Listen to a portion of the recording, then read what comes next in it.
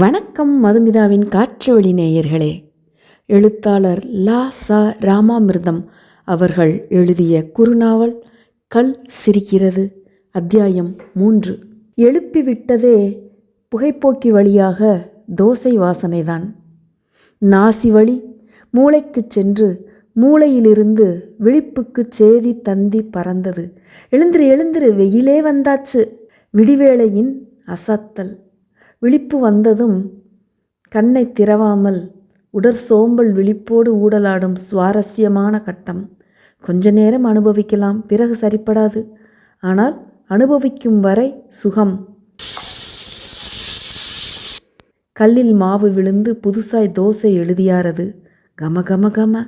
அப்பப்பப்பா, நாக்கு ஊறுகிறது. வயிறோடு நாக்கும் சேர்ந்து கொண்டு விட்டது. நெய்யில் மொறுமொறுக்கிறது. கீழே காலை பலகார பழக்கம். நாடார் சமையல் எப்படியோ. தோசைக்கும் இட்லிக்கும் திருநெல்வேலி ஜில்லாவை மிஞ்சித்தான். தோசைக்கு தொட்டுக்க இல்லாமலே தின்னலாம். நாடார் பாத்திர கடை வைத்திருக்கிறார். ஒரு நாள் வீதியில் நடந்து கொண்டிருக்கையிலேயே சர்க்கரைக்கு ஸ்பூன் இல்லை. ஞாபகம் வந்து அந்த நிமிஷத்தில் எதிர்ப்பட்ட எவர் சில்வர் கடையில் நுழைந்தால் கல்லாவில் நாடார் உட்கார்ந்திருந்தார். முக்குருணி பிள்ளையார் மாதிரி. உடனே கண்ணில் அடையாளம் பளிச்சிட்டது. தேங்காய் உடைத்தாற்போல் வெள்ளை சிரிப்பு. எழுந்து கை கூப்புகிறார். கண்ணில் ஒரு மருட்சி. ஐயா, வாங்க வாங்க, இங்கே குந்துங்க, இதோ பக்கத்தில். உள்ளே போனதும் வெட்கமாக போயிடுத்து. உள்ளே நெறிகிற அந்த கூட்டமும் ஓடியாடுற சிப்பந்திகளும். சரக்கே பெரிய 2க்கு குறைவில்லை. இங்கே ஒரு ஸ்பூன் வாங்க வந்தேன் என்று எப்படி சொல்ல? நாடார் பின்வாங்க விடவில்லை. ஏலே பையா, யாரங்கே? காப்பி ஒன்று வாங்கி வடா. பாக்கிமுத்து, சாமி நம்ம வீட்டு மாடியில் குடியிருக்காக. இழிக்கிறான், வணங்குகிறான். எல்லோரும் ஒரே ஊர், ஒரே ஜாடை. உறவு ஜாடையோ என்னவோ தெரியாது, ஆனால் ஒரே ஊர் ஜாடை. அந்த ஸ்பூனுக்கு தனி சொடசொடா பேப்பரில் சுற்றி தனி பில். துணைக்கு ஒரு பெரிய ஷீட் கேலண்டர். எழுந்து நின்று 2 கரங்களாலும் சமர்ப்பணம். ஐயா வாங்க, ஐயா வந்துக்கிட்டே இருக்கணும். இத்தனை நாளைக்கு இன்னைக்குத்தான் கடையை மிதிச்சிருக்கீங்க. மறுபடியும் கண்களில் ஏதோ சாணித்திய பயம். ஏன்? ஐயாவோடு சாவகாசமாக நான் பேச ஒரு நாள் இடம் கொடுக்கணும். அது போய் நாளாச்சு. நாடார் கேட்ட வரம் பழிக்க வாய்ப்பில்லை, மறந்தும் போச்சு. நானும் இவரும் பேச என்ன இருக்கு? பல் விளக்கி முடிவதற்குள் நறுமண ஆகுதியில் ஜடராக்னி ஜுவாலை கண்டுவிட்டது. வைராகியமும் சேர்ந்த ஆகுதி. அறியாமலா அந்த நாளிலேயே சொன்னார்கள், பசி வந்திட. புகைப்போக்கி வழியாக அம்மா அம்மா. கப்சிப். மறுபடியும் யாரும் கீழே இல்லையா? யாரா இருந்தாலும் சரி அம்மா. அடுப்படியிலிருந்து யாரோ ஓடிப்போய் யாரோ அடுப்படிக்கு ஓடி வரும் சத்தம். கனத்த அடிகள். கீழே இருந்து பக்தியுடன் பயத்துடன், ஐயா அழைச்சிங்களா? நாடார், தோசை கமாளிக்குது, நான் ராத்திரி சாப்பிடல. ஐயா வந்தேனுங்க, இதோ 1 நிமிஷம். அறையில் போய் கட்டிலில் உட்கார்ந்து கொண்டார். தீனி இதோ வருகிறதென்று தெரிந்ததும் உலைக்கு மூடி கலன்றாற்போல் பசி வாய் திறந்து கொண்டது. மொட்டை மாடி வாசலில் நாடார் உதயமாகிறார். காலையின் இள வெயிலில் நாடாரின் கருப்பு எண்ணெய் பூசினார் போல் பளபளக்கிறது. அவர் கையில் விபூதி மடல். பின்னால் ஆச்சி துல்லியமான வெள்ளை துணி போட்டு மூடிய தட்டுடன்.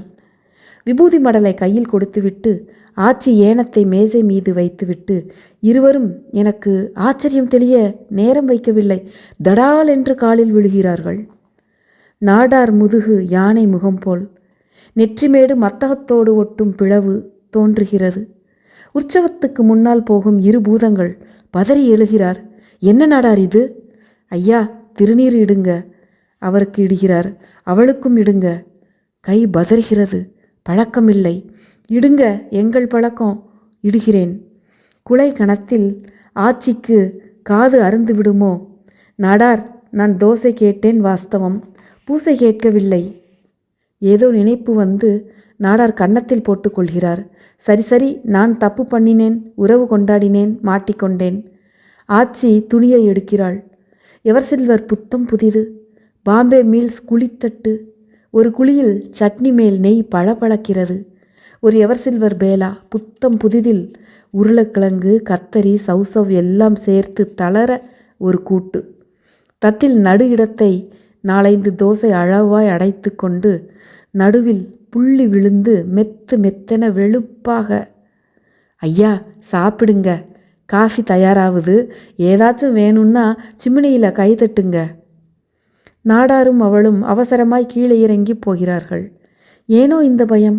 ஒரு பக்கம் வேடிக்கையாக இருக்கிறது, ஒரு பக்கம் வியப்பாக இருக்கிறது, ரொம்ப வியப்பாக. இந்த காலத்தில் மனிதனுக்கு மனிதன் இவ்வளவு பக்தி சிரத்தை உண்டா? தோசையை விண்டால் ஒவ்வொரு விள்ளலும் வெட்கி துவள்கிறது. வாயில் போட்டு கொண்டதும் காணோம் என்பதுதான் தெரிகிறது. கடித்தேன் என்பது நினைவில்லை. நெஞ்சு முள்ளில் லேசாக தடுக்கி உள்ளிறங்குகையில் ஒரு தளிரு தெரிகிறது. சட்னி பயந்த மாதிரி காரமாக இல்லை. கூட்டு இங்கு வந்து இவர்களும் நன்றாக செய்ய கற்றுக்கொண்டு விட்டார்கள். காஃபி தான் வாயில் வைக்க வழங்கவில்லை. காஃபி சூத்திரம் இன்னும் பிராமணன் கையில்தான் இருக்கிறது. அதற்கு குருக்கள் ஜாதி நாங்கள் கூட லாயக்கில்லை. கும்பகோணம் கோயமுத்தூர் டிகிரி நாக்கை அறுத்து போடு. நேற்றிரவு நினைத்ததெல்லாம் நேற்றோடு போச்சாக்கும். பசி வந்திட, பசி அடங்கியதும் உலகம் எவ்வளவு ரம்யமாகிவிட்டது இன்று. ஆனால் தன்னிலேயே வேளை ரமணீயமாகத்தான் இருக்கிறது. வெண்மேகம் கோனைஸ் மாதிரி வானத்தில் பொங்கி வழிகிறது. புகைப்புலன் நீளம் கூட ஒரு தினிசாய் கண்களை குளுமையில் குளிப்பாட்டும் நீளம். நடந்து கொண்டே இருக்கிறேன். வேலைக்கு செல்வோரும் பள்ளிக்கு செல்வோரும் காலை ஷிஃப்டின் சுறுசுறுப்பு தனியாக தெரிகிறது. ஒரு பஸ்ஸில் ஏறுகிறேன். எங்கே போகிறேன், என்ன செய்யணும் என்பது தெரியாமலே ஏறுவதில் ஒரு குஷி. இவ்வுலகம் எவ்வளவு அழகாயிருக்கிறது. ரூட் வளைந்து வளைந்து எங்கெங்கோ செல்கிறது. இன்றுதான் இந்த உலகத்தை ஸ்பெஷலாக அனுபவிக்கிறேனா? பேங்க் ஆஃப் பரோடா ஒரு பெரிய பலகை ஒரு சந்து திருப்பத்தில் பஸ்ஸோடு தானும் சேர்ந்து பார்வையில் சொகுசாக வளைகிறது. ஒரு கணக்கு இங்கு ஆரம்பித்தால் என்ன? இன்று மனம் போன போக்கெல்லாம் போவது என் விதி என்று கொண்டால் என்ன?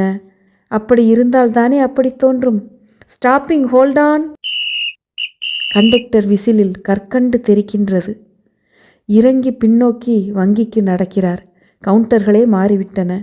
முன்னெல்லாம் கவுண்டர் என்றால் உள்ளிருப்பவன் இரும்பு கிராதிக்கு பின் சிறைக்கைது போல காட்சியளிப்பான்.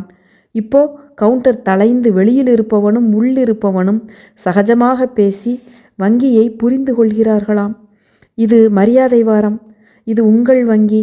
என்ன வேணும் கேளுங்கள், செய்ய காத்திருக்கிறோம். ஹலோ மிஸ், மன்னிச்சுக்கோங்க, நான். ராட்சத புத்தகத்திலிருந்து அவள் தலை நிமிர்கிறாள். மண்டையுள் மணிகள் அடிக்கின்றன. வெள்ளி மணிகள் நினைவில் சிற்பக் கதவுகள் திறக்கின்றன. பெரிய ஜாலர் ஒன்றுடனொன்று அறைகின்றது. அவள் கண்களில் குழப்பம், ஆச்சரியம், அடையாளம். எழுந்து நின்றுவிட்டாள். கோமதி. Sir, Dharmarajan sir. ரொம்ப சரி, நானேதான் சார். உள்ளே வாங்கலேன் சார். எத்தனை நாளாச்சு? சுழல்கள், பிம்பங்கள், கல்லறிகள், களைவுகள், மீண்டும் பிம்பங்கள், கால்வாரிகள், கொடிச்சுற்றல்கள். நேற்று கமலாம்பிகை ராப்பசி, இன்று நிறைவு, மனோகர வெயில், கண்ணில் கலக்கம். எல்லாமே இந்த சந்திப்பின் விதியை நிறைவேற்ற தன்னை உந்திச் செலுத்திய படிப்படியான கூம்பல்கள். கோபுர கட்டடம் போல் இது ஏன் இப்படி நேர்கிறது? அது தெரிந்தால் பெரியப்பாவுக்கு முன் கட்டத்துக்கு என் காய் நகர்ந்திருக்குமே. நகர்த்துபவன் எவன்? ஒருவரையொருவர் பார்த்து கொண்டு மனம் நெகிழ்ந்து மௌனமாய் நின்றனர். கவுண்டருக்கு உள்ளும் வெளியிலும் 4 பேர். அவர்கள் நிலை கண்டு முறுவளிப்பது கூட அவர்களுக்கு தெரியவில்லை. சௌக்கியமாயிருக்கையா கோமதி? ஆஹா, நீங்கள் பார்த்தால் எப்படி தோன்றது? அப்படியே தான் இருக்கீங்க சார். நீயும் இன்னும் கோண வகிட விடவில்லை. விமலா வகிடு சார். இருவரும் சிரித்தனர். சட்டென எழுந்தாள். வாங்கோ சார், மேனேஜருக்கு பரிச்சயம் பண்ணிவிடுகிறேன். இந்த சம்பிரதாயமெல்லாம் எதுக்கம்மா? வேண்டாம். அவர் குரலில் சலிப்பு தொனித்தது. உங்களுக்கு வேண்டாட்டாலும் எனக்கு பெருமை சார். வாங்கோ சார். கண்ணாடி அறையில் மேனேஜர் உட்கார்ந்திருந்தார். மேனேஜர் முகம் மலர்கிறார். எதிர் நாற்காலியை காட்டுகிறார். சார், என்னுடைய முன்னாள் அதிகாரி. ஆகவே பட்டனை அழுத்துகிறார். பையா, ஒரு ஃபேண்டா கொண்டு வா. இல்லை, வேண்டாம். காலையில் அதெல்லாம் நான் சாப்பிடுவதில்லை.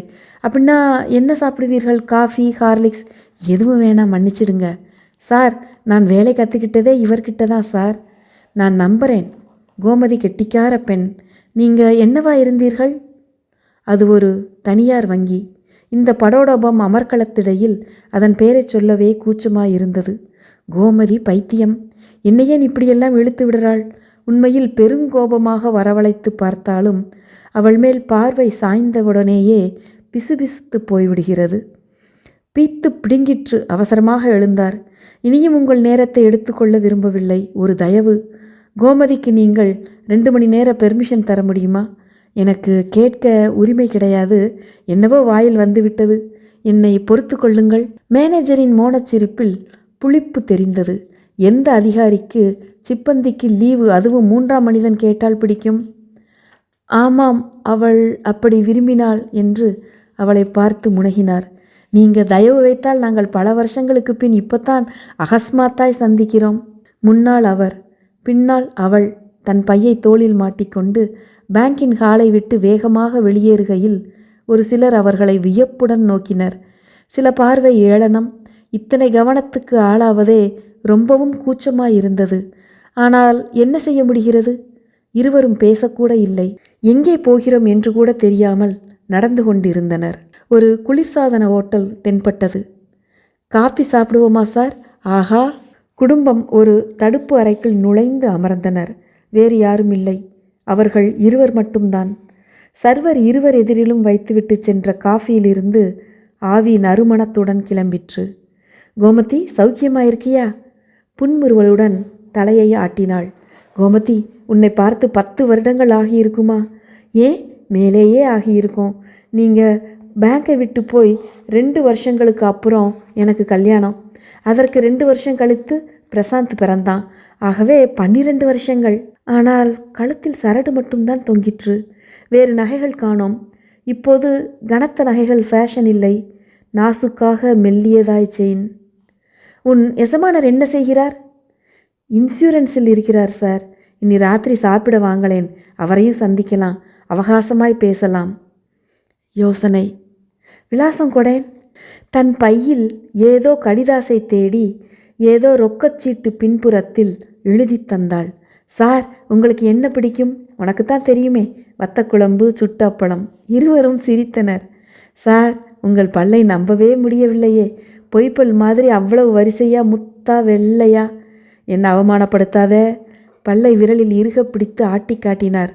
எனக்கு அவ்வளவு தைரியம் வரலையே சார், முனகினாள். கடவாய்ப்பல்லை எடுக்கணும் என்கிறான். இதெல்லாம் பரம்பரை வழி. ஆனால் என் மாதிரி எந்த காரணத்திலும் ஒட்டாத 2 கெட்டானை வச்சுண்டு எந்த ரூலும் பேச முடியாது. நீங்கள் சொல்கிறது சரிதான். என் தகப்பனார் 50 வயசுலேயே குதப்பு மாஸ்டர். பல்கட்டிக்க வசதி இல்லை. என்ன சிரிக்கிறேள்? ஒன்றுமில்ல. 12 வருஷங்களுக்கு பின் சந்திச்சு பல்லை பற்றி பேசத்தானா குளிர்சாதன ஓட்டல். 2 மணி அனுமதி. கோமதி, உனக்கு எத்தனை குழந்தைகள்? ஒரு பையன், ஒரு அபார்ஷன். திரும்பவும் வம்சவழியா? அவள் கன்னத்தில் லேசாக செவ்வரி படர்ந்தது. தன்னை பார்த்து கொண்டாள். ஏன், தெரிகிறதா என்ன? அதுக்குள்ளேயா? இல்லை, ஆனால் சில சமயங்களில் சம்பந்தமே இல்லாமல் எனக்கு இப்படி தோணும். சரியான்னு கேட்டு சரி பண்ணி பார்த்து கொள்வேன். சட்டென்று நாக்கை நீட்டினார். தெரிகிறதா? மச்சம். அதான் சரி. நான் 4 இடங்களில் திரிஞ்சதில் ஒருத்தன் என்னவோ சொல்லிட்டான். நாக்கு மச்சம் சொன்னதெல்லாம் பழிக்கும் என்று. இது மாதிரி விஷயங்களில் நம்புகிற மக்களுக்கு நம் நாட்டிலா குறைச்சல்? உடனே அவர்கள் கேள்விகளுக்குமா குறைச்சல்? நானும் பதிலுக்கு என்னத்தையோ உளருவேன். இதனால் இதுவே ஒரு கெட்ட பழக்கமாக போச்சு. நாக்கில் மச்சம். நாக்கை நீட்டி காட்டுவேன்.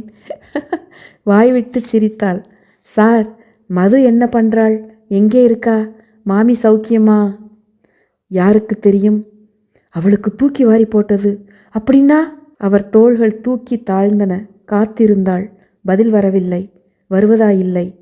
உங்கள் 3 பேர் மாதிரி ஒரு ஜோடி பார்க்க முடியாது சார். எல்லோரும் சிவப்பு, எல்லோரும் அழகு. 3 பேர் ஒரு ஜோடியாக்கும். இது புது கணிதமாக்கும். மறுபடியும் சிரிப்பு. பீங்கான் சிதர்கள். ஆனால் காஃபி கோப்பைகளும் சாசர்களும் ஒரு சாசர் அதிகப்படி. அதில் பில்லுடன் எதிரே பத்திரமாய்தான் இருந்தன. 2 பேருக்கும் சொந்த விஷயங்கள் எல்லைக்கு அப்பால். ஆனால் நெடுநாளைய இடைவேளைக்கு பின் சந்திப்பின் உணர்ச்சி பிழம்பில் இந்த தவிப்பு பேசவும் விடமாட்டேன்கிறது. விட்டு பிரியவும் முடியவில்லை. சர்வர் ஒரு முறை எட்டி பார்த்துவிட்டு தலையை இழுத்து கொண்டான். பில் கொடுத்து எத்தனை நேரமாச்சு? வெறும் காஃபிக்கா இத்தனை நேரம்? சாவுக்குறாக்கிங்க. கோமதி, சர்வர் முறைக்கிறான். முறைக்கட்டும் சார், ஆத்துக்கு நிச்சயம் வருவேளா? வரணும். புன்னகை புரிந்தார். உனக்கு என்ன சந்தேகம்? அதுக்கில்லை சார், இப்போ சொன்னால் எங்கே நம்ப போகிறீர்கள்? 2-3 நாளாக உங்கள் முகம் சம்பந்தமில்லாத இடங்களில் வேலைகளில் உங்கள் முகம் மட்டும் பட்டு போல் அந்த வெள்ளை கிராப்பு, அந்த மேட்டு நெற்றி தோணும். அதனால் உங்களை இன்னைக்கு பார்த்ததும் எனக்கு ஷாக். மறுபடியும் நாக்க நீட்டவா? நான் தான் அந்த மந்திரவாதி. விளையாடாதீங்க சார். ஓகே, பரஸ்பர ஈர்ப்பு காந்த சக்தி கண்டிப்பாக இருக்கணும், இருக்குது. திடீர்னு அழுத்துண்டு நீங்கள் வராமல் போயிட்டா? இதோ பார், வாழ்க்கையில் எதுதான் நிச்சயம்? இதோ இறங்கி போகிறேன். மேலே லாரி ஏறிடுத்து. காதை பொத்தி கொண்டாள். வாயை மூடுங்கோ சீறினாள். அந்த கோபத்தை கண்டு அவரே அடங்கி போனார். ஏன் கோமதி, என்ன விஷயம்? எனக்கே தெரியல. வருத்தம் தெரிவிக்கணுமா? ரொம்ப சீன்றீங்க சார். அதில் நீங்கள் கொஞ்சம் கூட மாறல. நீயும் தான் மாறவில்லை. எப்படி? உன் கோபம் உனக்கு ஞாபகம் இருக்கா? உனக்கு ஓவர் டைம் அனுமதிக்கலைன்னு ஏகத்தார முறைச்சியே. முறைச்சதோடு சரி, நீங்கள் கடைசி வரை கொடுக்கலையே. நீயா கேட்ட? உங்கள் தொழிற்சங்க தலைவரின் தூண்டுதல். ஓவர் டைம் செய்யாமலே ஓவர் டைம் கொடுக்கணும்னா அது என்ன நியாயம்? நீ 3 நாள் என்னோடு பேசல, நினைவு இருக்கா? அப்புறம் நானே தானே உங்களிடம் வழிய பேசினேன். எனக்கு மனசு கேட்கலே சார். கடவுள் புண்ணியத்தில் நீயாவது மாறாமல் இருக்கையே. லுக். கை கடிகாரத்தின் மீது கண் மின்வெட்டி மீண்டது. உனக்கு நேரமாயிட்டுதுன்னு நினைக்கிறேன். இத்துடன் நம்ம காவல்காரன் 3 தடவை எட்டி பார்த்தாச்சு. நீ போ. எழுந்து நின்றார். இன்று சாயந்தரம் வருவீர்கள் இல்லையா? அடராமா. இல்லை சார், உங்களிடம் இப்போ புதுசாக ஒரு தன்மை கவனித்தேன். ஏதோ நீங்கள் பூமியில் பாவவில்லை போல் காற்றில் கரைந்து விடுவீர்கள் போல. தர்மராஜா ரத சக்கரம் பூமிக்கு 2 விரல் கடை உயரத்தில். நான் இன்னும் என் முதல் பொய்யை சொல்லவில்லை. அவள் சென்ற 3 நிமிடங்களுக்கெல்லாம் சர்வர் வந்து பில்லையும் பணத்தையும் எண்ணி பார்த்து எடுத்து கொண்டான். டிப் 10 காசுதான். எரிச்சல் வந்தது. இவங்க எல்லாம் என்னத்துக்கு இங்கே வராங்க? இவங்களுக்கு தான் தண்ணி பந்தல் ஓட்டல் இடறி விழுந்தா இருக்கே. இப்படி 2 கிராக்கி வந்துச்சுன்னா குளிர்சாதனத்தை மூட வேண்டியது தான். என்னவோ தேனிலவு ஜோடியாட்டம் இங்கே வந்து டாவு அடிக்கிறதில் குறைச்சல் இல்லை. தெருவில் இறங்கியாச்சு. வெயிலில் வெம்மை ஏறி விட்டது. திடீரென விவரிக்கொணா ஒரு தனிமை. இத்தனை நெரிசல், இரைச்சல், வண்டி, மனிதர்கள் போக்குவரத்து நடுவே. நடை, இதுதான் முடியும். நடந்துட்டே இரு. புஸ்தக கடை உள்ளே நுழைந்து ஒரு சில ஏடுகளை புரட்டி, நட நட, வேக் வெக்கென்று நட நட. காலத்தை கொல்ல முயலும் சித்திரவதையை விட வேறு வேண்டாம். காலத்துக்கல்ல, கொல்பவனுக்கு. ஒரு புழு, 9 புழு, 9, 90, 900 எல்லை இல்லை. அதில் நானும் ஒரு புழு. நெளிகிறேன், தவிக்கிறேன். பசிக்க ஆரம்பிச்சாச்சு. நானா உபவாசம் இருப்பவன்? பெரியப்பா கால் தூசி பெறுவேனா? சந்தர்ப்பம் இல்லை. ஒட்டக்கூடாது. உதறணும்னு நினைக்கிறேன். செயல்படுற மாதிரி நினச்சிக்கிறேன். ஆனால் மாட்டிக்கிறேன், உழல்கிறேன். தனிமையை தேடுறேன்னு வாய் சொல்கிறது. தனிமை தோணினதும் மனம் ஓடுறது. இது என்ன மர்மமோ? எதிர்ப்பட்ட ஹோட்டலில் என்னத்தையோ சாப்பிட்டு விட்டு ஆறிப்போன எல்லா ஹோட்டலிலும் சேனைக்கிழங்கு தவிர மற்றெல்லா காய்கறியும் மறந்தே போயாச்சு. மறுதடவை கேட்டால் காது கேட்பதே இல்லை. போயிண்டே இருக்கான். மோரே, உன் மாற்று பேர் களநீர். மறுபடியும் நடைதான். இந்த ஒரு நாள் நடையில் பூமியின் எல்லைக்கோடுக்கே போயிடுவேன் போலிருக்கு. அப்புறம் சமுத்திரத்தில் தொப்பக்கட்டீர்தான். நாயை சொல்கிறோம். நான் என்ன பண்ணி கொண்டிருக்கிறேன்? கணக்கெடுத்து பார்த்தால் குருட்டு யோசனையும் வெறிச்ச நடையும். உணவு நேரம், தூக்க நேரம் போக உருப்படியாக வாழ்நாளில் என்ன மிச்சம்? என்னதான் மிஞ்சினாலும் எல்லாம் கடைசியில் கணக்கன் உயிர் கொண்டு போகையில் எல்லாம் சைஃபர். சம்பிரதாய சிந்தனைதான், ஆனால் அதான் யதார்த்தம். பார்க்க ஒன்று குறுக்கே வந்தது. ஒன்று சுற்றி போகணும், அல்லது குறுக்கே நடந்து எதிர்ப்புறம் போகலாம்.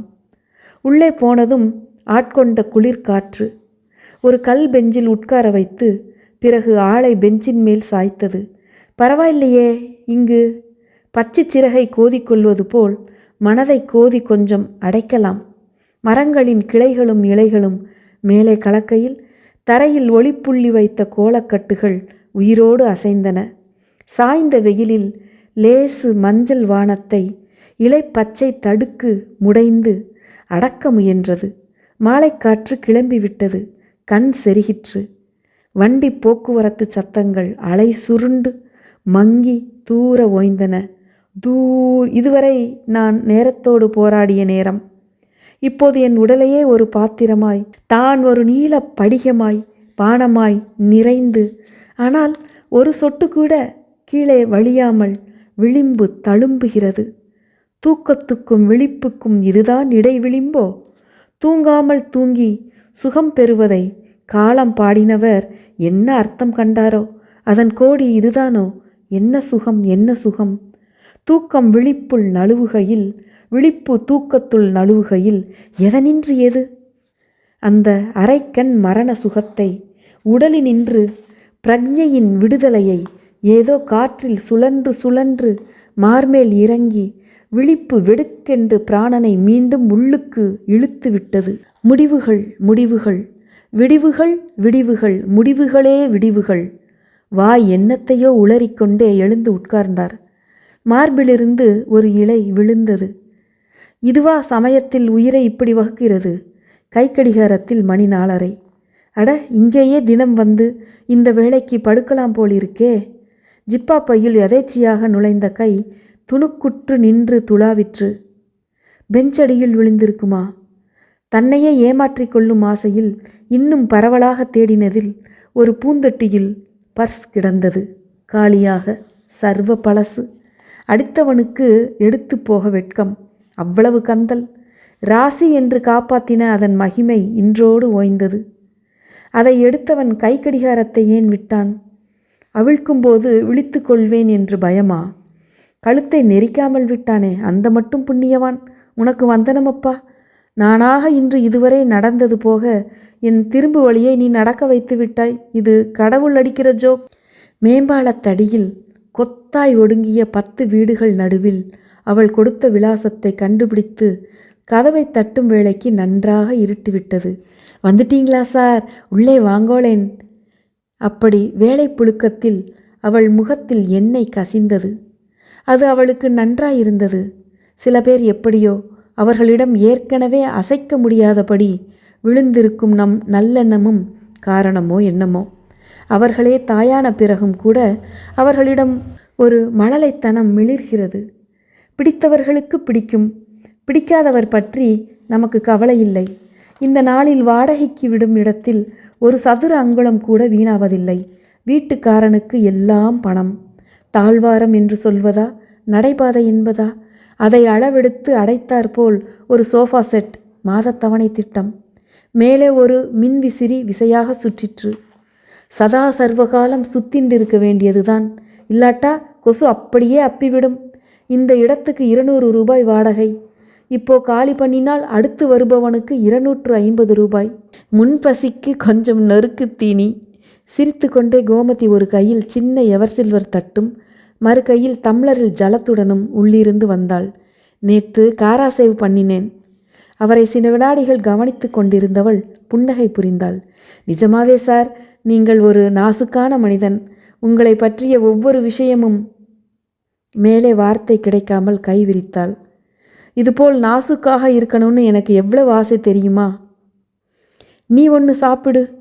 ஒரு துண்டு பொறுக்கி நீட்டினார். இப்போதுதான் தின்னேன். போக வர என்ன வேலை? புளியம்பொந்தில் கை விடுவதுதான். வாங்கி வாயில் போட்டு கொண்டாள். காஃபி எனக்கு வேண்டாம். ஒரே ஒரு சிப், ஒரு அங்குலம்தான் அளவு. நான் நினைத்து நினைத்து குடிப்பதில்லை. நான் குடிப்பேன். உங்கள் சாக்கில் எனக்கு என்ன சொல்கிறேன்? சரி, அப்படியே. எங்கே உன் ஆத்துக்காரரை காணும்? அவர் வர மணி 8 ஆகும். உன் பையன் எங்கே? தூங்குறான். இந்த 2 கெட்டா வேலையிலா? விளையாடிட்டு வந்தான். பசிக்கிறதுன்னா பசி தாழ மாட்டான். இருக்கிற மத்தியான சோத்தை மோருஞ்சாதம் பிசைஞ்சு போட்டேன். நமக்கும் தான் சமையல் நேரமாகுமேன்னு அலுப்பு தூங்கிட்டான். பார்க்கலாமா? இதேபோல் இன்னொரு தாழ்வாரமா? நடைபாதையின் தொடர்ச்சியா ஒரு நிறுவையில் ஆடும் தொட்டிலில் பையன் தூங்கிக் கொண்டிருந்தான். பையன் தொட்டில் வயசை தாண்டியாச்சு. ஆனால் இதுதான் அவனுடைய வழக்கமான இடம். கோவிச்சுண்டாலும் சரி, சந்தோஷப்பட்டாலும் சரி, அவனுடைய முருங்கை மரம் இதில் உட்கார்ந்துண்டு தான் வீட்டு பாடம். கவனம் தனக்கு விளையாட்டு. அவளையே உரித்து வைத்திருந்தது. குழந்தையை பார்த்து கொண்டே ஓரக்கண் அவள் மேல் போயிற்று. அந்த நிமிஷத்துக்கு அவனே அவள் வாழ்வின் முழு நம்பிக்கையாக மாறி அந்த ஆசை பூரா குழந்தை மேல் குவிந்த மாதிரி தோன்றிற்று. உடலின் உயிர் திரண்டு கண்களில் குளுமி வேறு யாருக்கும் பங்கு இல்லாத ஆசை, ஒரு அதீதம். மூழ்கிக் கொண்டிருப்பவன் கரைக்கு கரை பற்றும் ஒரு வேகம். என் தாயும் இந்த பருவத்தில் தூளியில் என்னை இப்படித்தான் பார்த்திருப்பாளோ? பையனை கண்டு லேசா எனக்கு பொறாமையாக இருக்கலாமோ தோணிடுத்தே. கேள்வி ரூபத்தில் அதை என்ன பண்ணுறது? இந்த வயசிலா இந்த பச்சை குழந்தையின் மேல் பொறாமை? இந்த பார்வையின் பரிசுக்கு எத்தனை வயதானாலும் காத்திருக்கலாமே. அவளே ஏதோ சிந்தனையில் நழுவி விட்டார் போல கண் ஒளி உள்ளுக்கு இழுத்தாற்போல் மங்கிற்று. கால பிரமாணங்கள் துளசி மணிகள் போல் ஒன்றுடன் ஒன்று கொக்கி மாட்டி மாலை தொடுத்து கொள்வதை புலன்பூர்வமாக நுகரலாம். வேளை அவ்வளவு துல்லியமாக துளிர்த்தது. கோமதி, போதையில் இருந்து அவள் சரியாக மீளவில்லை. என்னை மன்னிச்சிடு. அவள் விழிகளில் வினா. இரு கைகளையும் இரு ஜேப்பிகளிலும் விட்டு உள்துணியை வெளிக்கு இழுத்து காட்டினார். புன்னகை புரிந்தாள். இன்னி காலையில் தானே ஏசி ஹோட்டல், மாலையில் ஜேப் பிடிச்சிட்டான். குழந்தைக்கு ஒரு பிஸ்கட் கூட வாங்கிட்டு வர முடியலை. உனக்கு ஒரு முழம் பூவுக்கு வழி இல்லை. இன்னி பூரா நடராஜா சர்வீஸ். சொன்னது முற்றிலும் மனதில் தோய சற்று நேரமானது. ஆனதும் பீரிட்ட அந்த சிரிப்பில் அவரே அசந்து போனார். அதுக்கு இவ்வளவு சிரிப்பா? ஏதோ இத்தனை நாள் உள்ளே அடைத்து கிடந்த ஒரு வேகம் கார்க்கு எகிரி இது சாக்கில் சிரிப்பு ரூபத்தில் பீச்சி அடித்தாற்போல் சிரிப்பு ஊற்றாக வந்தது, ஓடி வந்தது. சோஃபாவில் விழுந்து வயிற்றை பிடித்து கொண்டு விழுந்து விழுந்து சிரித்தாள். புரை கூட ஏறிவிட்டது. உச்சந்தலையை தட்டி கொண்டாள்.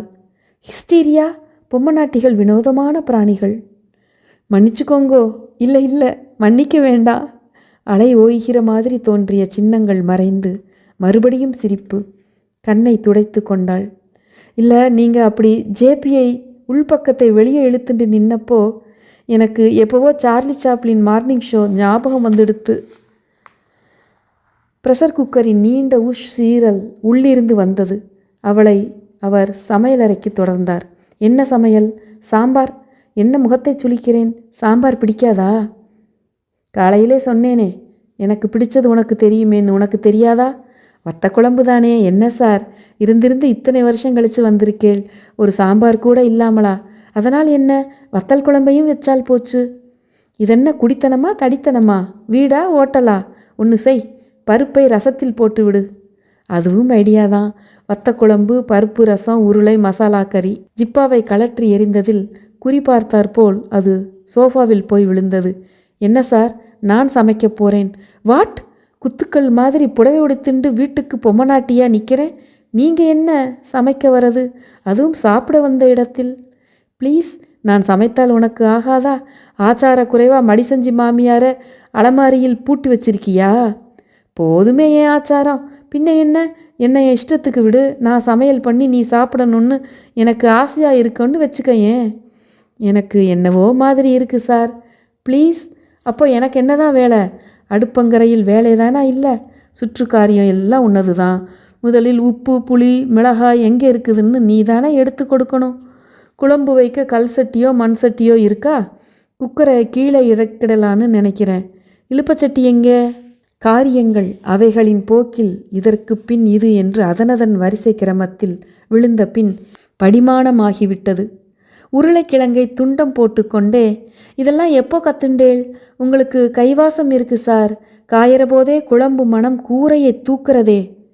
ஏதோ ஒரு வனஸ்பதிக்கு வெளிப்பிரயாணம் செய்யும் விற்பனையாளனாக 3 வருஷம் வேலை பார்த்தேன். ஆந்திரா ஸ்டேட். ஓட்டலில் அந்த மிளகாய்க்கார நாம் சமாளிக்கிறதா இல்லை. குடல் வெளியிலே வந்து விடும் போல் ஆயிட்டுது. சரி, சமையல் களத்தில் குதித்து விட்டேன். சார், எனக்கு வயிறு கபகபன்னு பசிக்க ஆரம்பிச்சிடுத்து. குழம்பு காஞ்சாச்சா? ஒன்று ஆகலை. காத்திரு மகளே, காத்திரு. அது அதனதன் நேரத்துக்கு காய வேண்டாமா, வேக வேண்டாமா? அப்போத்தானே பக்குவத்தை அடையும். ஆனால் என் சமையல் சம்பிரதாய சமையலாக இருக்காது. 4 திக்கும் அதில் கலந்திருக்கோம். என்ன ஒரு நாளையா என்ன முறைக்கிறாய்? நீங்கள் இருக்கீங்களே சார். நீ வேடிக்கையாக பேசுகிறேன்னு அர்த்தமா? நான் சிரிக்கணுமா? இல்லை, நான் ரொம்ப சீரியஸாக இருக்கேன். எனக்கு அப்படி தோன்றுறது. நீங்கள் இருக்கேள்? இல்லை. அவர் ரசத்தை கிளறிக்கொண்டே புன்னகை புரிந்த வண்ணம், அடுத்தது என்ன? இன்னி காலையிலேயே சொன்னேன் போலிருக்கு உங்களிடம் ஒரு பிடிபடாத தன்மை. சார், உங்களுக்கு இந்த வயசில் தலைமயிர் இவ்வளவு அடர்த்தியாக இருக்கேன்னு யோசனை பண்ணுறேன். அவருக்கு இப்போவே உச்சி மண்டையில் நிலா காயறது. விரல் கடை சீரகம் அம்மியில் நுணுக்கேன். இல்லை சிரமந்தானா? கோமதி, நான் கொஞ்சம் சீலக்காரன்தான், ஒப்புக்கிறேன். சௌந்தரிய உபாசகன். ஏதோ என் வழியில் என்னால் முடிந்தவரை அழுக்குகள் எனக்கு ஆகாது. அது அதனதனிடத்தில் பண்டத்துக்கேற்ற பாத்திரம், பாத்திரத்துக்கேற்ற பண்டம், ஒழுங்கு, சீர், வரிசை. நான் அப்பவே சொன்னேனே, நீங்கள் ஒரு நேர்த்தியான ஆசாமி. இதனாலேயே உங்களை சூழ்ந்து ஒரு யதார்த்தமற்ற உணர்வு. நீங்கள் கவிதையாக கூட இல்லை, கவிதையின் ஞாபகம் போல் தோன்றுகிறீர்கள். உங்கள் கலர், உங்கள் வெள்ளை ஆடை, அதனாலேயே உயரம் போன்ற பகட்டு. எனக்கு சொல்ல தெரியலே சார், ஆனால் நெஞ்சில் இருக்கு. இந்த நிலையை சொல்ல இங்கிலீஷ் தான் திடீர்னு வரதே ஒழிய தமிழ் முழுக்க முட்டு கொடுக்கவில்லை. இதை நான் தான் பேசுகிறேனா, இல்லை நீங்கள் தான் இப்படி பேச வைக்கிறீளா? தன் வெளியீட்டுக்கு இடம் தேடும் பொருள் போல். சமையல் முடிஞ்சாச்சு சார், மன்னிக்கணும், நெய் இல்லை. யாருக்கு அக்கறை? ஆனால் எந்த தைரியத்தில் சாம்பாரில் இறங்கினாய்? யாருக்கு அக்கறை? முகம் கழுவி தொடச்சிக்க சரியாக இருக்கும். ஹலோ, மணி 8:30 இன்னும் உன் எஜமானரை காணோம். நாம் சாப்பிடுவோம், எனக்கு ரொம்ப பசிக்கிறது. 2 பேரும் உத்தியோகம் பண்ணினா இதுதான் பிரச்சனை. பிரச்சனை என்ன? அதுவும் பழகி போச்சு. அவர் வர நேரமானால் நான் சாப்பிட்டு விட்டு சாதங்களை பிசைஞ்சு டிஃபன் செட்டில் வச்சுட்டு ஒளித்து போட்டுவிட்டு படுத்துடுவேன். அவர் பாட்டுக்கு வந்து சாப்பிட்டு விட்டு ஏனங்களை தொட்டி முற்றத்தில் போட்டு விடுவார். சாப்பிடாத நாட்களில் வேஸ்ட்டும் ஆறது தான். காலையிலும் வேலைக்கு சுருக்க கிளம்பி போயிடுவார். மத்தியானம் வந்து ஆறின சோற்றை சாப்பிடுவார். எதுவாக இருந்தாலும் எப்படியா இருந்தாலும் சரி. உண்மையில் அவரால் தொந்தரவு கிடையாது, ரொம்ப பேசக்கூட மாட்டார். பேங்கில் வேலை, எனக்கு முதுகு நரம்பு கலண்டு போகிறது. நீங்கள் சௌந்தரிய உபாசனையை பற்றி பேசினேளா? கேட்க அழகாக இருக்குது, ஆசையாக இருக்குது. ஆனால் என் வாழ்நாளே ஆச்சா போச்சா, அடிச்சுக்கோ பிடிச்சிக்கோ, அகப்பட்டதை அவசரத்தில் அடைச்சிக்கோ, அப்படியே ஆயிடுத்து சார். உங்களுக்கு இலை அவசியம்தானா? தட்டில் சாப்பிட மாட்டேளா? ஆஃபீஸிலிருந்து வரப்போ வாங்கிட்டு வந்திருக்கலாம், ஆனால் நினைப்பு இல்லை. புன்னகை புரிந்தார். ஆஃபீஸ் வேளையில் கெட்டிக்காரியாக இருந்தால் வீட்டு வேளையில் வாங்கலாய்த்தான் இருக்குமோ? குழந்தையை எழுப்பலையா? வேண்டாம், ராத்திரி எழுந்தால் பார்த்துக்கலாம். சார், நீங்கள் உட்கார போகிறீங்களா இல்லையா? நான் இன்னும் கொஞ்ச நாளில் அழுதுடுவேன். உங்களுக்கு போட்டுட்டு அப்புறம் நான் சாப்பிடணும். ஏன் 2 பேருமே சேர்ந்து உட்கார்ந்து சாப்பிட்டால் போச்சு. ஓ, தேங்க்யூ தேங்க்யூ. உங்களுக்கு பரவாயில்லையா? அவனவனுக்கு அவன் எல்லோருக்கும் பொது கடவுள். பரவாயில்லையா? சுயசேவகம், பரம சந்தோஷம். தட்டில் புழுபுழுவென மல்லி போன்ற அன்னத்தின் மேல் பரவினால் போல் குழம்பை விட்டதும் அது உள் இறங்கி கலர் தோய்வதை பார்க்கவே சுவாரஸ்யமாயிருந்தது. அவள் குழம்பை விரலால் தொட்டு நாக்கில் வைத்து இழுத்ததும் அவள் கண்கள் விரிந்தன. மை காட், இது குழம்பா தேவாமிர்தமா? குழந்தை போல் அவருக்கு உள்ளே பொங்கிற்று. இந்த குழந்தை சந்தோஷத்தை பார்க்க என்ன வேணுமானாலும் செய்யலாம். உங்கள் கையாலேயே ஒரு கரண்டி விடுங்களேன், இன்னைக்கு ஒரு வெட்டு வெட்ட போகிறேன்.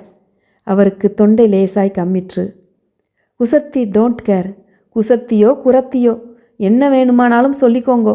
ரோசப்பட்டால் இந்த சமையல் கிடைக்குமா? அதுவும் இந்த குழம்பு, இந்த கறி. சார், அவருக்கு இப்போவே தனியாக எடுத்து வச்சிடணும். இல்லாட்டி அவர் பங்குக்கு நான் பொறுப்பில்லை. நீங்கள் என்ன வெறுமனே கொறிச்சின்றிருக்கீள்? ஒரு வயசுக்கு பின் அவ்வளவுதான். நீ இப்படி குழம்பையே தாண்டாமல் இருந்தால் ரசத்துக்கு எப்போ வருது? நான் ரசத்தில் ஒரு ஸ்பெஷலிஸ்ட்டு. அப்போது குழம்பில் ஸ்பெஷலிஸ்ட் இல்லையாக்கும்? இல்லாமலே இப்படியாக்கும்? இருந்தால் என்ன ஆயிடுமோ? நான் சொர்க்கத்துக்கு போயிடுவேனா? இப்போ எங்கேருந்து பேசுகிற? முதலில் இந்த கலர். சார், எனக்கு சொல்லிக் கொடுங்களேன். அவர் சிரித்து கொண்டே கை விரித்தார். இதில் சொல்லிக் கொடுக்க என்ன இருக்குது? கண் பார்த்தால் கை செய்ய வேண்டியது தானே. ஒரு நாள் ஒன்று ஏறும் ஒன்று தாழும். பண்ண சரியாயிடும்.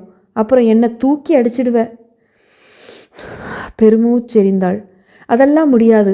அதிலும் அம்சம்னு ஒன்று இருக்குது. நீங்கள் சொல்லி கொடுத்தாலும் எனக்கு நேரம் எங்கே இருக்குது?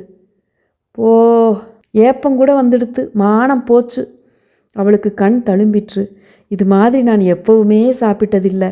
இவ்வளவு நன்னா, இவ்வளவு சந்தோஷமா, இவ்வளவு அன்பா எனக்கு போட்டதில்லை. ஏன் ரசம் உனக்கு பிடிக்கலையா? யார் சொன்னது? கச்சட்டியில் கிணத்தடிக்கு போயிடுத்தே. ஆனால் அதை தனியாக பண்ணி தனியாக சாப்பிட்டு ரசிக்கணும். ரெண்டையும் சேர்த்து புகழ எனக்கு யோக்கியதை இல்லை. இன்னைக்கு நான் குழம்பு பாட்டி. விட்டு சொல்கிறேனே, வயிற்றில் இனி இடமில்லை. ஆனால் நாக்கில் இன்னும் குழம்பு ருசி துளித்து நிற்கிறது. இன்னும் தனிஞ்ச பாடில்லை. இது மாதிரி ஒரு நிலை உண்டா? என்ன சொல்லுவேன்? தீராத ருசியே ஒரு தண்டனைதான்.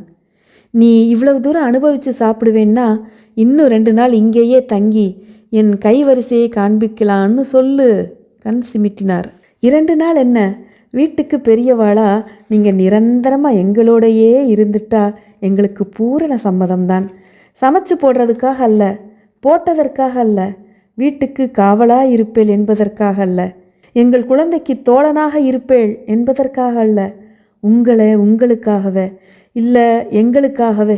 போங்க சார், எனக்கு சொல்ல தெரியல.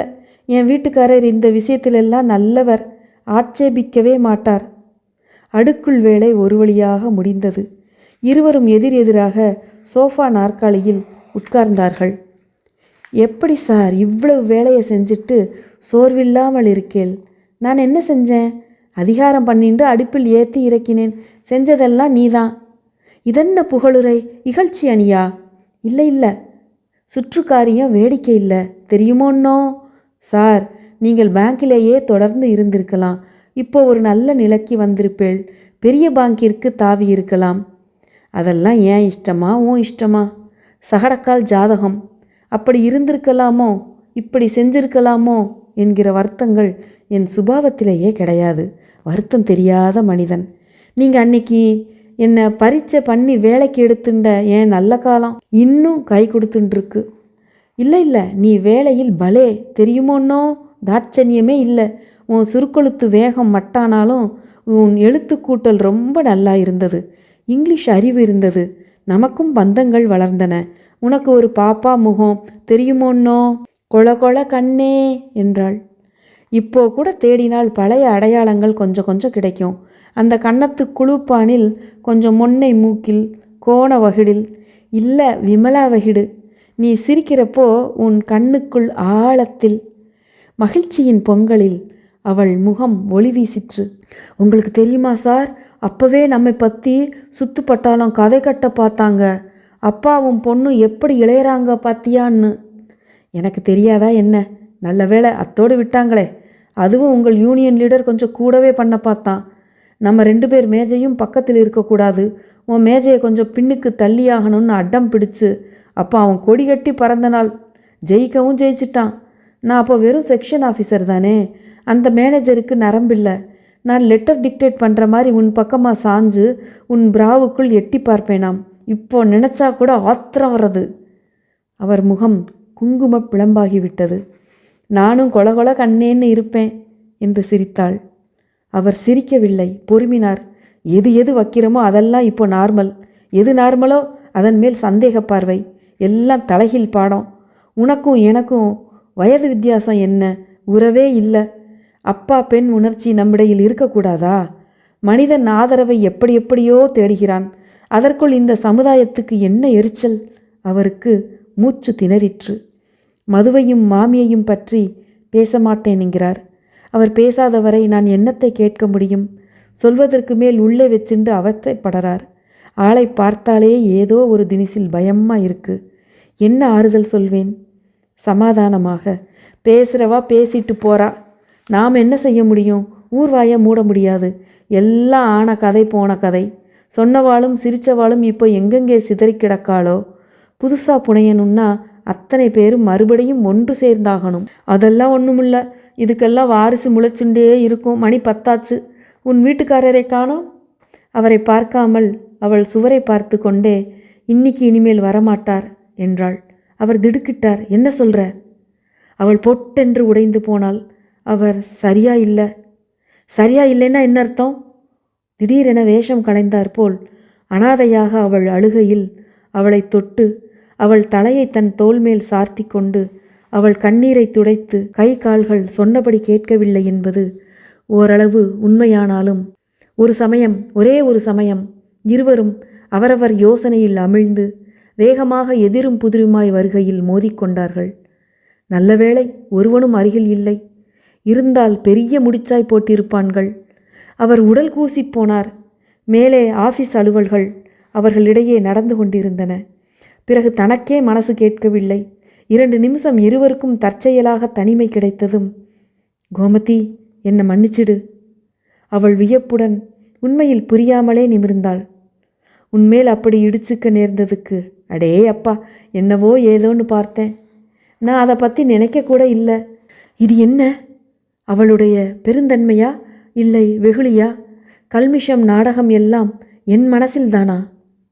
ஸ்பரிசம் புலன்களுள் ஆபத்தானது. தொடல் என்றாலே நம் மனது அஞ்சறது. இந்த கூச்சம்தான் நம் இந்திய பண்பாட்டின் உச்சமா? பவித்திரத்தை அப்படியென்றால் அது என்னவோ ஏதோ. எவ்வளவுதான் சீரழிஞ்சாலும் எஞ்சி யாருக்கும் எட்ட முடியாமல் எவரிடமும் ஒரு பவித்திரம் நிற்கிறது. அதை காப்பாற்றியே ஆகணும் என்று எவ்வளவோ ஆழத்தில் மனசடியில் புதைந்திருந்தாலும் ஒரு ஆட்சேபக் குரல் கதறுகிறது. இந்த அஞ்சலே, இந்த ஆட்சேபனையே இருவரையும் காப்பாற்றுகிறது. அழனும் என்று இருந்தால் அழுது அடங்க வேண்டியதுதான். அடங்க முடியாவிட்டால் அழுது கொண்டே இருக்க வேண்டியதுதான். இது பார்த்தால் கண் துடைப்பு கடங்கும் துக்கமாகத் தோணலே. படிப்படியாக அலை அடங்க ஆரம்பித்தது. மூக்கை உறிஞ்சினாள். அவர் சரியா இல்லை, சீட்டாடுறார். கல்யாணத்துக்கு முன்னாலேயே பழக்கம் இருக்கும் போல் இருக்கு. நடுமனுஷால் பொத்தி வச்சு பண்ணிட்டா. தாலி கயிறு சுருக்கா மாறியே போச்சு. அப்போ என்ன தெரிகிறது? ஆள் அழகா துப்பட்டிக்காரா. ஏமாந்து போனேன். உண்மையா சொல்கிறேன். நீங்கள் கூட என்ன வேணுமானாலும் அர்த்தம் பண்ணிக்கலாம். ஏதோ ஒரு தினசில் முகஜாடையில் உங்களை ஞாபகப்படுத்துகிற மாதிரி இருந்ததும் ஒரு காரணமாக இருந்திருக்கலாம். அது கூட அவருக்கு நாளடைவில் அழிஞ்சிண்டு வரது. எனக்குத்தான் தகப்பன் பித்தோ ஓ என்னவோ. அது என் அப்பா மேல் இல்லாமல் உங்களிடம் இருப்பானேன். சந்திரனின் தேசல் போல் ஒரு துக்கச் சிரிப்பு. இதோ என் கல்யாண ஃபோட்டோவை கொண்டு வரேன், நீங்களே பாருங்களேன்.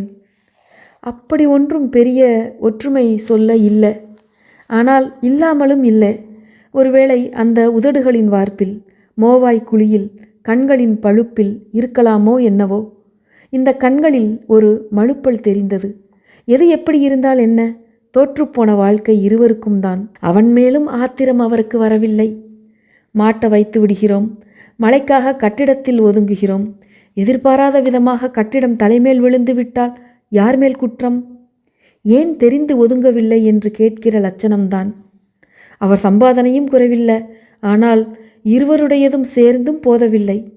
எப்படி போரும்? சர்க்கார் கஜானாவை திறந்து விட்டாலும் போராது.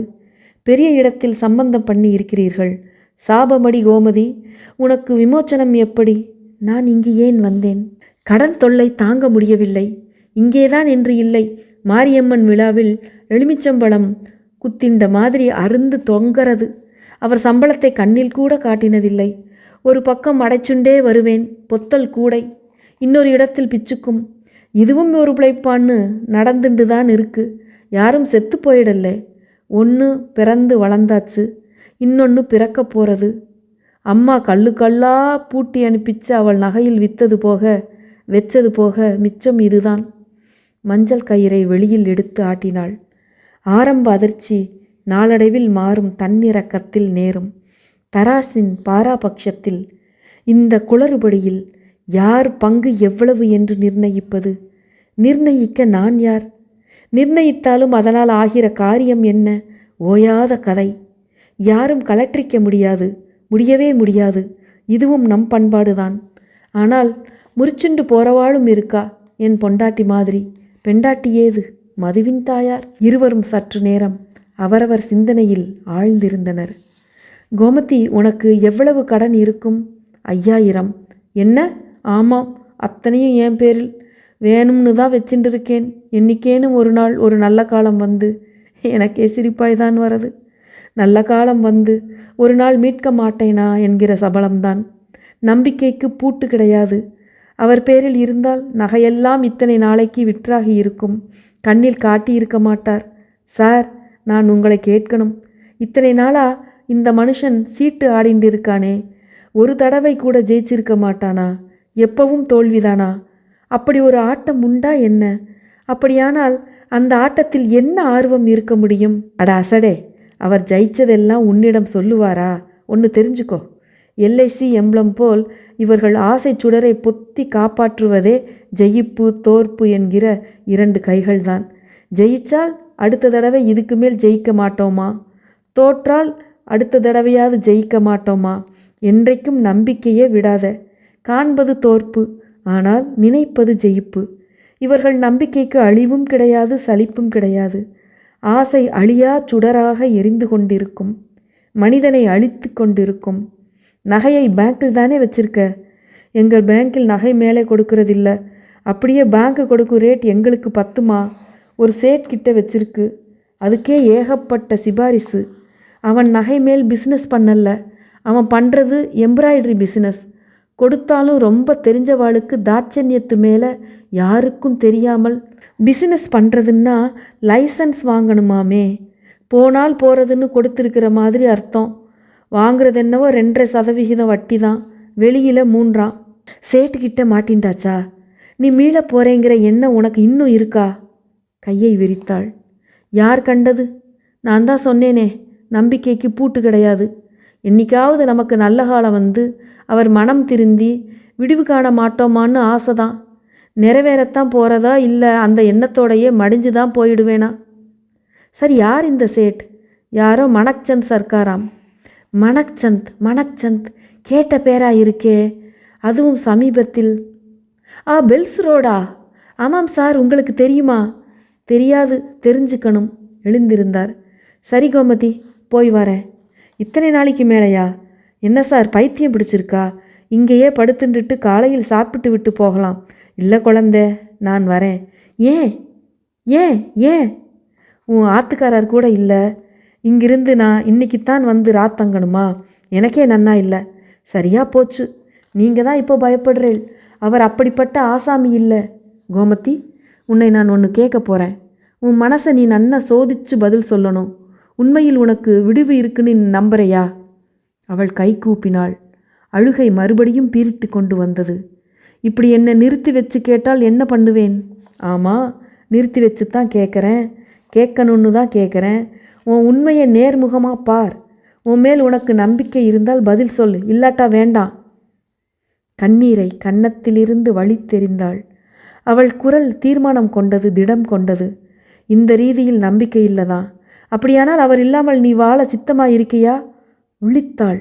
அவள் அறியாது. அவள் கை கழுத்து சரடை நாடி நெருடிற்று. அவரை நீ விஷம் வைத்து கொல்லணும் என்று நான் சொல்லவில்லை. நம் நாட்டுக்கு சுதந்திரம் வந்த பிறகு இருந்துவிட்டு போகிறதுன்னு விவாகரத்து சட்டமும் வந்திருக்கு.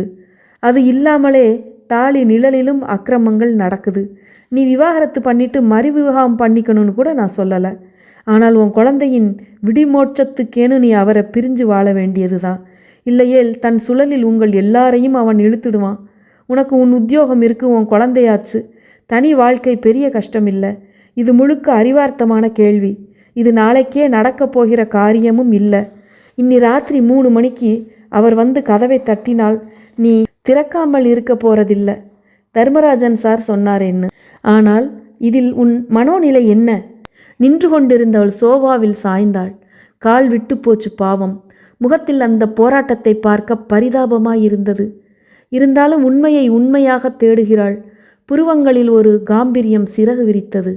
காலாகாலத்தில் கல்யாணம் நடக்காட்டா ஸ்திரீ ஜென்மம் புருஷனுக்காக அப்படி ஏங்கிறது. 1000 சுதந்திரம் பேசுகிறோம். ஆணுக்கு நான் எதிலும் சளைச்சவன் இல்லைன்னு சவால் விடுறோம். ஆமாம், இருந்தாலும் இந்த மஞ்சளும் குங்குமமும் இருக்கிற வரைக்கும் தான் சமுதாயத்தில் எங்களுக்கு மதிப்பு. இந்த விவாகரத்து சட்டம் எல்லாம் முழு சக்தியோடு இயங்க எங்கள் ரத்தத்தில் ஜன்மேரி ஜன்மமாக ஊறி தோஞ்சு போன இந்த மஞ்சள் குங்குமம் மறக்க இன்னும் எத்தனை ஜென்மங்கள் ஆகணுமோ? புருஷன் எங்களுடைய அந்தஸ்து சின்னம். இப்போ எனக்கு என் கணவர் மேல் ஆசை பொங்கலை. ஆனால் அவர் எனக்கு வேணும். அதுதான் நான் தெரிந்து கொள்ள விரும்பினேன். என் குழந்தை, உன்னை கடவுள் காப்பாற்றுவார். சரி, நான் போயிட்டு வரேன். நீங்கள் போய்த்தான் ஆகணுமா? முனகினாள். நான் தனியாகத்தான் இருக்கணுமா? நீ என்ன இன்னைக்கு தான் தனியாக இருக்கையா? இப்போத்தான் நினைவு வந்தது. பஸ் சார்ஜுக்கு கூட உங்களிடம் காசு இல்லையே. தன் பையுள் துளாவினாள். அவர் கை அமர்த்தினார். சிரமப்படாத, இந்த நேரத்தில் பஸ் கிடையாது. அப்போ ஏன் போகணும்? கோமதி, சொன்னதையே சொல்லின்னு இருக்காத. இந்தாங்கோ, கையில் ஒரு 5 ரூபாயா இருக்கட்டும்.